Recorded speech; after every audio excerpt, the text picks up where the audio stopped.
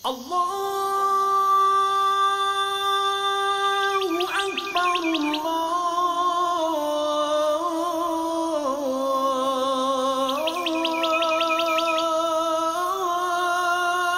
Allahu Akbar.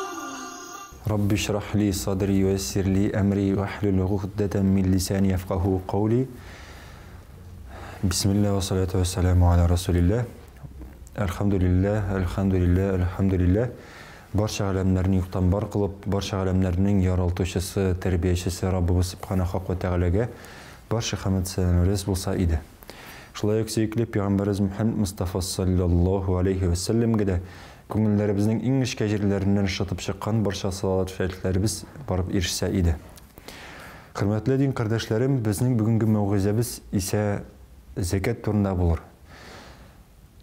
Көпләребез белә, көпләребез ишеткәне бар. Бәлки кемнәрдән ишеткән дә юктыр, әлегә менә янә генә намазга басып киләдер. Шундый динебезнең, ислам динебезнең бер баганасы бар, ул зәкат дип атала. Дәрслектә Аллаһ Тәала изге Коръән-и Кәримендә бик күп җирләрдә безгә зәкат турында искә төшерә. Бик күп җирләрдә очрата алабыз. Нинди җирләрне? Астагъфиру билләһ ва акимус салата ва атуз заках дип Аллаһ Тәала бик күп җирләрдә безгә искә төшерә, буйра. Ягъни намазларыгызны укыгыз, зәкатларыгызны түләгез. Димәк, безнең намаздан соң киләсе мөһим булган багана, менә без намазга тиешенчә мөһимлекне бергәннән соң инде зәкаткә дә шулай ук шундый ук мөһимлегебезне бирергә тиешбез икән. Бухари хадисләр җыентыгында китерелә, Пәйгамбәрбез Мухаммед Мустафа саллаллаху алейхи ва саллям әйткән, ислам дине 5 баганага нигезләнгән. Беренчесе иман, Аллаһка ышану, ягъни ышану, шулай бит. Икенчесе намаз, аннан соң зәкат, аннан соң ураза, аннан соң хаҗ. Ягъни безнең хәтта менә бу хадистә дә китерелә, намаздан соң киләсе багана ул безнең өчен зәкат булырга тиеш. Әлбәттә, без өйрәнгәндә инде башкачарак та өйрәнгән булырга мөмкин. Без мәсәлән намаздан соң ураза дип тә өйрәнәләр, ләкин намаздан соң киләсе багана ул зәкат. Нәрсә соң ул зәкат? Зәкат ул безнең гомумән аңлата чистарыну дигәнне. Чистарыну һәм аның инде динебездәге аңлатмасы ул да булса бай мөселман инде асыл ихтияҗларыннан һәм бурычларыннан тыш булган малыннан инде мохтаҗ мөселманнарга бүлеп чыгарыла торган мал.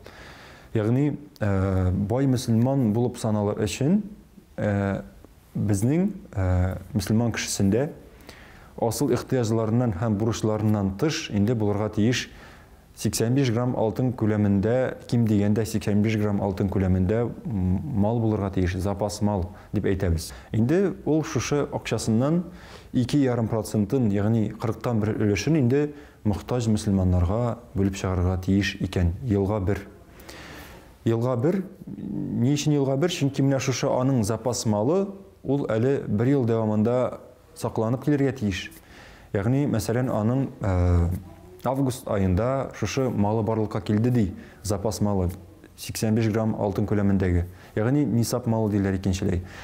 Шушы нисап малы аның барлыкка килде, ул шушы нисап малы аның инде 1 ел дәверендә якынча инде сакланып кимемәскә тиеш. Әгәр дә шулай булды икән, ул инде киләсе елга, мәсәлән, киләсе елның август айы җиткәндәрәк карый. Киләсе елның август айы җиткәндәрәк ул аның малы арткан ди, мәсәлән. Димәк, ул инде мәсәлән булды аның баштан 600 мең, хәзер аның киләсе елга 800 меңгә әйләнде. Димәк, ул шушы 800 меңнән инде 40тан бер өлешен мохтаҗ мөселманнарга бүлеп чыгара дигән сүз. Әгәр дә инде ул аның ел дәверендә, шулай ел әйләнешендә кимеде икән, шушы нисап күләменнән инде аның шушы акчалата суммасы, шушы нисап күләме яңадан килеп чыккач, ул яңадан саный башлый шушы 1 елны. Һәм инде әлбәттә шушы 1 ел үткәч, инде шушы үзенең запас малыннан бүлеп чыгара мохтаҗ мөселманнарга өлешне. Менә шушы безнең динебездә зәкат дип аталадыр. Әлбәттә, зәкатны акчалата гына түгел, мал белән дә, мәсәлән, кеше сәүдә белән эш итә икән, шушы сәүдә малы белән дә, кеше терлекчелек белән шөгыльләнә икән, әлбәттә, безнең инде хайваннар белән дә, яисә башка нәрсә белән шөгыльләнсә, башка төрләрдән дә белеп чыгарырга мөмкин. Зәкәтнең бүленешләре күп. Мәсәлән, безнең инде халыкта таралган гышырны әйтә алабыз, имме? Безнең гышыр садакасы дип әйтәләр. Ләкин гышыр ул садака түгел, безнең инде мөселманнар өчен гышыр ул ваҗиб булып тора, ягъни зәкәт малыннан булып тора. Әгәр дә кеше инде бакчасында берәр уңыш үстерә икән, ул инде шушы уңышыннан 20дән бер өлешен, яисә 10ннан бер өлешен инде мохтаҗ мөселманнарга бүлеп чыгарырга тиеш. Мәсәлән, әйтик, кеше бакчасында бәрәңгесен үстерә икән, ул бит инде анарга бәрәңгене бит инде артык карарга кирәкми. Аны утырттың да, алабутасы да үссә, кортлар ашаса, ул барыр үсә, күпмедер күләмдә, һәм инде көскенә аны аласың, шулай бит. Әгәр дә шулай икән, ул аны утыртты да, һәм көскенә алды гына икән, демәк инде ул уннан бер өлешен, ягъни 10 капчыкның берсен мохтаҗ мөселманнарга бирергә тиеш. Әгәр дә инде ул шушы бәрәңгесен, кортларын җыеп, алабуталарын утап, инде суларын үзе сибеп, шулай карап үстерә икән, ул очракта инде ул әлбәттә 20дән бер өлешен, ягъни 20 капчыкның берсен инде мохтаҗ мөселманнарга бүлеп чыгарырга тиеш. Шулай ук помидорымы, кыярымы, башка төрүмө һәрберсеннән шулай инде безнең санап чыгарырга тиешледер. Һәм инде менә шушы мал артык без бүлеп чыгарырга тиешле мал, ул безнеке булып саналмый. Ул мохтаҗлар малы булып санала. Аны безнең өчен ашау гынах та булырга мөмкин. Шуңа күрә бу нәрсәләргә без игътибарлы булырга тиешбез.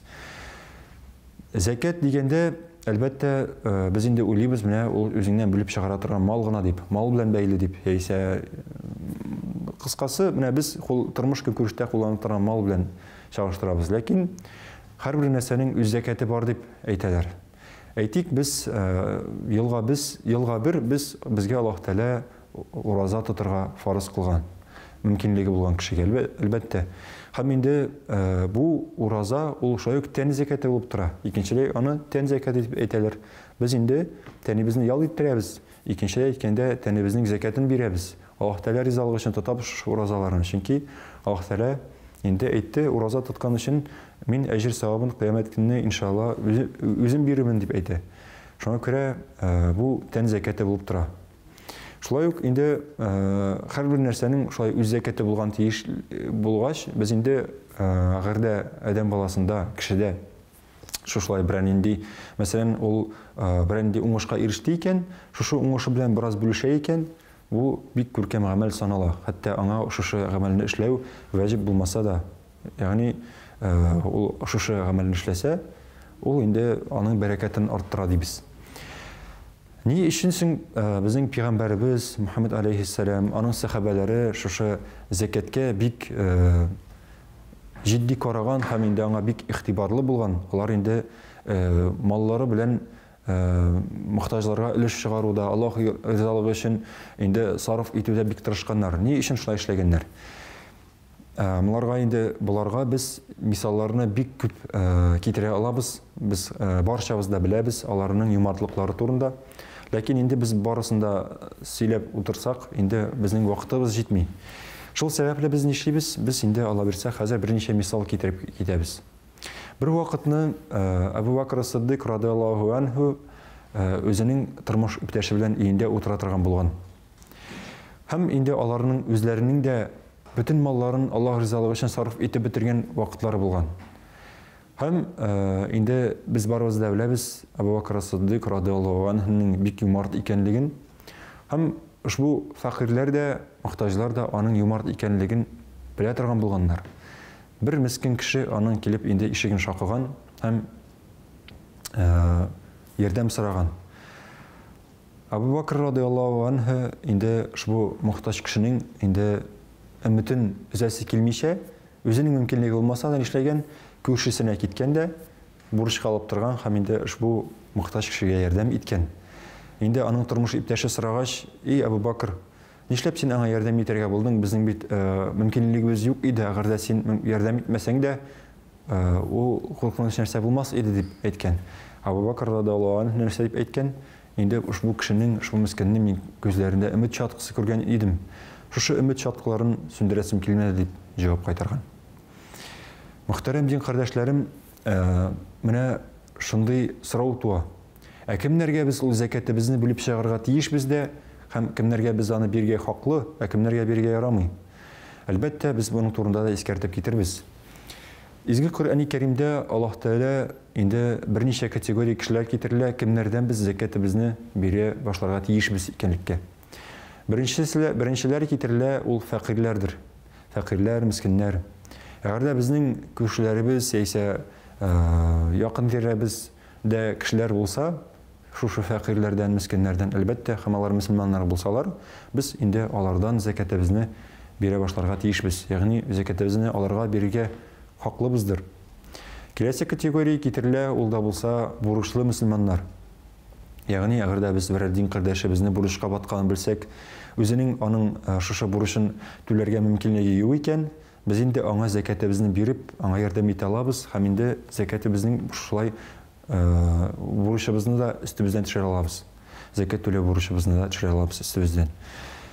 Киләсе категория китерелә, ул да булса инде безнең сәфәрдә акчасыз калган мөселманнар. Әгәр дә без беләбез икән берәр кардәшебезне, мөселман кардәшебезне, ул сәфәргә чыгып акчасыз калган икән, без аңа шушы сәфәрендә инде закатыбызны биреп ярдәм итә алабыз. Закатыбызны андый кешегә дә бирә алабыз. Киләсе категория китерелә, ул инде пәйгамбәрбез заманында әлбәттә кеше дин белән кызыксын өчен мөселман булмаган кешеләргә дә закат биргәннәр. Әлбәттә, ләкин безнең хәзерге вакытта туганнарыбыз, якыннарыбыз, дусларыбыз арасында әле менә үзе Аллаһ Тәгалә ышанып мөселман була торып та, әле намазга менә басарга ныгымаган кардәшләребез бар.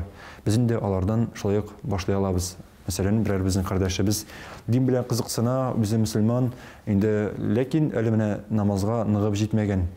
Инде анарга закатыбызны биреп, анарга аны ныгытып, анарга терәк булып, аны кызыксындыра алабыз. Һәм инде әлбәттә ул безнең туганыбыз арасында булса, туганлык җепләрендә ныгыту дигән сүз бит инде бу. Киләсе категория китерелә, ул да булса безнең инде кыллыктан котылырга теләгән мөселман кардәшләребез. Әлбәттә, безнең хәзерге заман өчен бу актуаль түгел, чөнки безнең хәзерге заманда ул юк, ләкин пәйгамбәрбез заманда кыллыктан котылырга теләгән мөселман кардәшләребезгә дә инде шулай ук инде закат түләгәннәр. Закат түләгәннәр. Хөрмәтле дин кардәшләрем, әгәр дә шушы закат түләрлек кешеләр, менә шушы категория кешеләр, алар безнең туганнарыбыз арасында булса, без нишләргә тиешбез? Аларга бирергә хокуклымыбыз? Кемнәргә бирергә ярамый? Әлбәттә, закатны бирергә ярамый, әгәр дә ул безнең балаларыбыз, аныкларыбыз булса, без үзләребезнең балаларыбызга, аныкларыбызның аныкларына, ягъни аска табан инде нәселебезгә без инде закатыбызны бирә алмыйбыз. Шулай ук әти-әниләребезгә, әби-бабаларыбызга без шулай ук закатны бирә алмыйбыз. Шулай ук инде закатны бирә алмый ир кеше үзенең хатынына, хатын-кыз кеше үзенең иренә. Шулай ук закат бирелми бай мөселманнарга. Мөселман булмаган кешеләргә шулай ук закат бирелми. 7 яшьтән кеше булган балаларга һәм инде психик авырлы булган кешеләргә шулай ук закат бирелми. Менә закатны кемнәрдән бирә башларга соң? Кемнәрдән бирә башларга? Менә без категорияләрендә үттек, кемнәргә бирергә ярамый икәнлекне дә аңладык. Кемнәрдән бирә башларга? Әлбәттә, бирә башларга кирәк туганнардан. Чөнки безнең туганнарыбыз әле күп бит. Мәсәлән, безнең бардыр бер туган абыебыз, яисә апабыз, бардыр бер туган инебез, сеңлебез, бардыр әтиебез ягыннан абый апалар, әниебез ягыннан абый апалар, шулай ук эне сеңлеләре, шулай ук бардыр безнең башка туганнарыбыз, русча әйткәндә двоюродный, троюродныйлар. Әгәр дә безнең алар арасында фәкыйрьлеккә төшкән, мохтаҗ булган мөселман кардәшләребез бар икән, ул шушы туганнарыбыз арасында. Без инде әлбәттә закат түләүне алардан башларга тиешбез. Бу инде әйткәнебезчә, беренчедән без закат түләү вазифасын үтибез. Үзебез Аллаһ Тәгалә ризалыгы өчен. Икенчедән инде туганлык җепләрен ныгытабыз. Бу шулай ук бик мөһим. Бу шулай ук бик мөһим. Чөнки бер хадистә китерелә, әгәр дә адәм баласы үзенең гомеренең озын булуын теләсә, туганлык җепләрен ныгытсын, дуслык җепләрен ныгытсын дигән. Бу шулай ук инде моңа да бер сәбәп булыр, Алла берсә. Киләсе кешеләргә кемнәрдән зәкатны бирергә кирәк? Ул да булса инде ул дусларыбыз, туганнарыбыз, ягъни күршеләребез, агар да инде күршеләребез арасында булмаса, мәхәлләдәшләребез, бергә бер мәчеткә йөрүче кардәшләребез, алар арасында булса авылдашларыбыз, алар арасында булмаса райондашларыбыз, һәм шулай инде зурая бара, әлбәттә. Һәм менә шушылар арасында зәкатны без инде бирә алабыз. Хөрмәтле дин кардәшләребез, әлбәттә безнең мөселманнар инде күбесенчә зәкатны Рамазан аенда бирергә тырышалар. Рамазан аенда бирергә тырышалар, ләкин зәкатның һәр кешенең үз вакыты. Мәсәлән, бер кешенең зәкаты хиҗри календаре буенча Рабигъул әүвәл вакытында килеп җитсә, икенчесе безнең Рабигъул Сани аенда булырга мөмкин. Өченче безнең анда башка айда, дүртенче безнең башка айда. Ягъни һәр кешенең байлыгы бит төрле вакытта килеп җитә. Әйткәнебезчә, мәсәлән, нисап күләме җитте икән син менә шушы барлыкка килү вакытына саный башлыйсың. Киләсе елга, бер ел булгач, хиҗри календар буенча син инде карыйсың аннары. Минем әзәйдем ул, әләйсә күбәйдеме? Әгәр дә арткан булса, әзәймәгән булса ел дәверендә, без инде әлбәттә зәкатыбызны чыгарабыз. Әгәр дә кимәгән булса, яңадан саный башлыйбыз шушы нисап күләме җиткәч. Һәм әлбәттә һәр кешенең үз вакыты. Әлбәттә, әгәр дә безнең вакытыбыз Рамазан аена туры килсә, ул бик күркәм. Рамазан аенда Алла бирсә, шулай ук өстәмә әҗер савабы булыр бәлки. Аллаһ Тәгалә насыйп итсен. Рамазан айы дигәндә безнең әлбәттә зәкатның бер категориясенә булып, фитр садакалары булып тора, мәсәлән. Фитр садакасы дип әйтәбез, ләкин мөмкинлеге булган кешегә ул шулай ук садака гына түгел, бәлки ваҗиб дәверендәдер. Шуңа күрә бу шулай ук зәкатның бер инде өлеше, бер категориясе. Хөрмәтле дин кардәшләребез, безнең булырга мөмкин шундый мисаллар, мәсьәләләр, мәсәлән, агада кешенең, мәсәлән, үз тора торган йортыннан тыш икенче йорты бардыр. Икенче йорты булса, мәсәлән, мисал китерик, бер кеше яши бер йортта, ләкин бар аның икенче йорты. Ул буш тора. Бу очракта бу кеше шәригать ягыннан бай санала, чөнки аның буш йорты бар. Чөнки аның асыл ихтыяҗы юк ул йортта, ул буш тора торган йорт, ул запас тора. Biz әйттек бит, зәкат түләнелә асыл ихтыяҗлардан һәм бурычлардан тыш булган малдан дип. Бу очракта икенче йорты аның буш тора. Димәк, зәкат алына торган мал. Ләкин зәкат алынса да, әгәр дә бу кешенең акчасы булмаса, икенче йорты була торып та, зәкат түләрлек акчасы булмаса, ягъни аның акчалата бит ул акчасы юк, аның ул мал белән, ул аның йорт белән, ул инде йортын сүтеп, шушы бүрәнәләр белән яисә кирпечләр белән зәкат түли алмый бит. Димәк, бу очракта бу кеше зәкатны түли дә алмый, чөнки акчасы юк. Ләкин шулай ук ала да алмый, чөнки бай санала. Менә шушындый хәлдәдер. Ләкин әгәр дә аның икенче йорты буш тормый икән, анда ул берәрсен яшәтә икән, мәсәлән, әти-әнисеме, балаларымы яши икән ул йортта. Яисә инде ул йортны ул арендага биреп тора икән, мәсәлән, икенче квартирасы бар ди, ул аны арендага биреп тора, сдавать итә, һәм шунардан аның кәсебе бар ди шунардан кешенең. Бу очракта бу мал аның асыл ихтыяҗга керә башлый, чөнки ул мал белән куллана. Димәк, бу мал белән куллангач, инде ул зәкат малыннан саналмый. Зәкат малына саналыр өчен безнең запас мал булырга тиеш. Без аны белән кулланмыйча запаска тора торган. Шулай булырга мөмкин, кеше, мәсәлән, башка шәһәрдән килде дә, мәсәлән, Казан шәһәренә, һәм инде монда үзе русча әйткәндә снимать итә башлады. Фатирны шулай бит арендага яши башлады. Үзенең шәһәрендә инде аның, мәсәлән, күрше шәһәрдә, яисә авылда аның үз йорты бар. Буш калды. Бу очракта да ул арендага тора торган йорт аның үзенеке булып санала, чөнки договор буенча бит ул аны ничәдер айга килеште хуҗасы белән, һәм ничәдер айга ул аныкы булып санала, ул анда яши. Үз йорты аның артык мал булып санала бу очракта, чөнки ул буш тора. Бу очракта шулай ук ул зәкат ала да алмый, һәм инде шулай ук бирә дә алмый, чөнки акчасы юк. Хөрмәтле дин кардәшләрем, әлбәттә безнең зәкат мәсьәләләре бик четерекле. Безнең инде сораулар бик күп туырга мөмкин. Әгәр дә безнең сорауларыбыз бик күп туа икән, без инде хөрмәтле хәзрәтләргә, яисә дин белгечләренә шулай ук инде мөрәҗәгать итеп алардан сорый алабыз зәкат мәсьәләләрен. Безнең инде шулай ук без бая санап киткәндә закатның категорияларын кемнәргә закат бирергә Аллаһ Тәгалә безгә рөхсәт итте. Коръәндә китерелә. Шушы категорияларның берсен истәп әйтәсебез килә, ул да булса, ул закат җыюга махсус билгеләнгән кешеләр. Ягъни Пәйгамбәрбез заманында булган махсус кешеләр, алар инде закат җыярга махсус билгеләнгән, ягъни вазифаланган булган. Алар инде закат җыеп биргәннәр, аларга закатны биреп, инде алар инде аннарсын шушы закатны мохтаҗларга өләшергә вазифалары булган шундый аларның. Безнең бүгенге көндә әлбәттә андый кешеләр юк җыеп йөри торган, ләкин бар махсус оешмалар, мәсәлән, дини нәзарәтебезнең закат хәйрия фонды бар.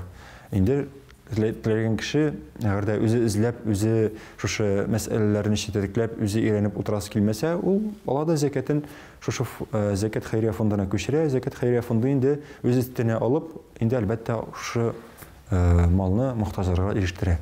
Бу җиңеләйтә безнең эшләребезне әлбәттә. Хөрмәтле мөселманнар, инде мисал иттереп китерәсем килә, шундый бер мисалны, шундый бер очракны, бу инде очрак безнең Әбу Ханифа рахимахуллаһ белән инде булган. Бу инде безнең бу мисал безнең үзебезнең малыбызга карата нинди мөнәсәбәттә булырга кирәк икәнлекне аңлата. Ягъни без малларыбызга үзләребезнең йөрәгебез белән бәйле булырга тиеш түгел. Әйе, без малларыбыз өчен җаваплы, без аналарны сакларга һәм тиешенчә кулланып, инде кулланмасак, инде кулланучыга бирергә, яисә садака иттереп калырга, яисә сатарга манда кыскасы безнең булган малыбыз кулланышта булырга тиеш. Буш ятып, инде исраф торырга тиеш түгел. Һәм инде шушы малларыбыз безнең инде йөрәккә бәйле булырга тиеш түгел. Безнең менә шушы китерәсе мисалыбыз шуның турында. Бер вакытны Әбу Ханифа рахимахуллаһ инде үзенең укучылары белән утырып торган вакытта бер кеше керә дә әйтә: "И Әбу Ханифа, синең кайтып килә торган барлык товарларың юкка чыкты, ягъни юк ителде" дип әйтә. Без беләбез, Әбу Ханифа рахимахуллаһ ул безнең инде бик зур сәүдәгәр була, бай кешеләрдән була. Аның инде бөтен байлыгы шушы сәүдә юлында, ягъни шушы товарларында. Әгәр товарлары юкка чыга икән, димәк инде бик күп акчасы, бик күп малы юкка чыга дигән сүз. Бу сүзләрне ишеткәч, Әбу Ханифа рахимахуллаһ нишли? Аска табан карый да, "Әлхәмдүлиллаһ" дип җавап кайтара. Бу кеше бераз гаҗәпләнә дә, ләкин бер сүз әйтми чыгып китә. Күпмедер вакыт үткәч, инде бу кеше янә керә дә әйтә: "И Әбу Ханифа, дөреслектә синең малың түгел, башка кешенең малы юкка чыккан булган икән, башка кешенең малы юк ителгән икән. Инде ялгышлык чыкты, гафу итегез" дип әйтә. Бу сүзләрне ишеткәч, Әбу Ханифа рахимахуллаһ янә әйтә, аска карый да, янә "Әлхәмдүлиллаһ" дип җавап кайтара. Бу кеше бик гаҗәпкә кала һәм сорый кызыксынып: "Я Әбу Ханифа, нишләп син ике очракта да шулай аска карадың да "Әлхәмдүлиллаһ" дип җавап кайтардың" ди. Инде Әбу Ханифа рахимахуллаһ әйтә: "Беренче тапкыр сез миңа кирип әйткәч, минем малым юк ителде дип, мин инде үземнең йөрәгемә карадым да уйладым, минем шушы малым юкка чыкканга минем йөрәгем үзгәрдеме, йөрәгем борчылдымы? Юк икәнне күргәч, аңлагач, мин инде "Әлхәмдүлиллаһ" дип Аллаһ Тәгаләгә мактау әйттем" ди. Икенче тапкыр сез кирип шулай ук минем малым түгел, башка кешенеке бәлки юк ителгәндер, ялгышлык чыкты дип әйткәч, мин янә үземнең йөрәгемә карадым да һәм аның шатланамы, минем малым сакланып калуга, яисә шатланмыймы, үзгәрәме, юкмы икәнлеген карадым. Үзгәрмичә тып-тын торган, инде тыныч булган аңлагач, күргәч, мин инде "Әлхәмдүлиллаһ" дип янә Аллаһ Тәгаләгә мактау әйттем" ди. Һәм инде менә мөхтәрәм дин кардәшләребез, игътибар итик, менә безнең дә шушындый дәрәҗәдә тыныч кына малыбызны менә шулай җибәрә белүебез, ул бик зур дәрәҗә, әгәр дә безнең арабызда шундый кешеләр булса. Әгәр дә инде безнең андый дәрәҗәбез юк икән, безгә әлбәттә шушы әйберләр өстендә, үзебез өстендә эшләргә бик әле күп икән. Инде мисал буларак тагын берничә кыйсса сөйләп китәсем килә. Ләкин кыйсса сөйләп китәр алдыннан инде әйтәсем килә. Безнең әлбәттә иләребездә, мәсәлән, киемнәрне генә алыйк. Без кими торган, аннар кирәге чыгар әле, бәлки шушы әйбергә кигермен, бәлки монда кигермен дип, буш тора торган киемнәребез бар. Игътибар итсәк, шулай бит. Буш тора торган киемнәр генә түгел, хәтта башка малларыбыз да булырга мөмкин. Әгәр дә алар бар икән, без аларны инде әлбәттә, мәсәлән, безнең бар бик күп җирләрдә, мәсәлән, Казан шәһәренә әйтсәк тә, пункт приема выдачи одежды бар. Яисә, мәсәлән, безнең махсус киемнәр эшкәртә торган, яисә мохтаҗ кешеләр бар, яисә, мәсәлән, йортсыз калган кешеләр бар, яисә янгын сәбәпле зарар күргән кешеләр бар. Без инде әлбәттә шушы киемнәребез белән, шушы малларыбыз белән, әлбәттә алар белән бүлешергә тиешбез. Бу бик мөһим, чөнки Аллаһ Тәгалә бездән сораячак. Без беләбез бер кыссаны, бер адәм баласы, аның бернинди малы да булмаган. Бернинди малы да булмаган, аның булган бер арканы һәм бер капчыгы. Ләкин ул агач төбендә йокыга киткәч, аның шушы сорау алучы фәрештәләр килеп төшендә төне буе шушы бер аркан белән, бер аркан өчен генә сорау алалар. Әле капчыкка да чират җитми. Бер аркан өчен генә дә төне буе сорау алалар. Бу инде иртә белән уянгач бу кеше бик шатлана, уянуына һәм инде нәрсә, шушы капчыгы белән арканын калдырып тизрәк китә. Миңа мондай җаваплылык кирәкми дип. Бездән дә әлбәттә Аллаһ Тәгалә шушы малларыбыз өчен сораячак. Аллаһ Тәгалә иншалла Аллаһ Тәгалә каршында безгә барчабызга да сорауларыбызны җиңел итеп, инде шушы сорауларыбызны исән имин хәлдә, инде күркәм хәлдә үтеп чыгарга насыйп әләсен. Әлбәттә, бу бик куркыныч нәрсә, куркабыз. Ләкин иншалла, әгәр дә инде без малларыбыз белән дөрес куллансак, инде безне исраф кылмасак, Алла бирсә, сорауларыбыз җиңел булыр. Хөрмәтле дин кардәшләребез, инде Аллаһ Тәгалә һәрбарчаларыбызга да зәкатләребезне түләп, кушканнарны үтәп, тыйганнардан тыелып яшәргә насыйп әләсен. Инде вәгазебезне шуның белән тәмамлыйбыз. Аллаһ Тәгалә кабуллардан кылсын.